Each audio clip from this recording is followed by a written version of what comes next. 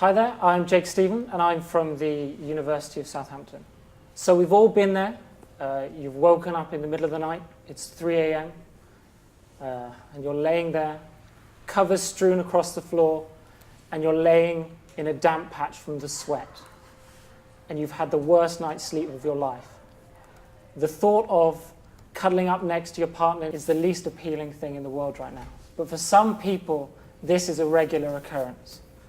So current building practice in the UK is encouraging people to heavily insulate their home and increase air tightness in a bid to reduce energy consumption during the winter and to retain as much of that heat as possible. This is obviously helping us to meet carbon emission targets. But the flip side of this is that during the summer, these buildings are unable to vent this heat and can essentially just become ovens. So my work aims to look at overheating risk and how we can best understand it by looking at both people, the way we use our buildings, and how those can be best represented in models and simulations. So the effects of overheating are currently vastly underestimated. They can range from affecting the healthy by reducing the amount of sleep that you get during the night or increasing fatigue, all the way down to reducing life expectancy in the vulnerable.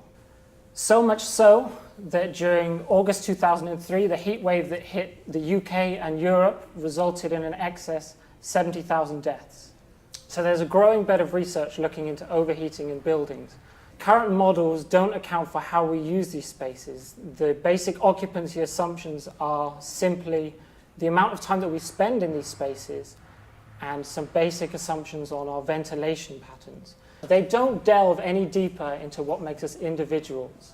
So I'm developing a combined simulation approach that uses both traditional building physics in combination with occupant characteristics, qualities about us, the way we use our homes, the way we like our homes, thermal comfort, in an attempt to increase the prediction accuracy of overheating within homes, with the aims of providing useful guidelines for policymakers, local councils, social housing providers, so they can better understand their occupants and how they use their homes, resulting in easy-to-deploy techniques such as putting the most vulnerable occupants in the coolest part of tower blocks or multiple occupancy buildings, and deploying easy-to-use measures such as fans or additional ventilation where there are no other options, hopefully putting the occupant back into occupancy profiles.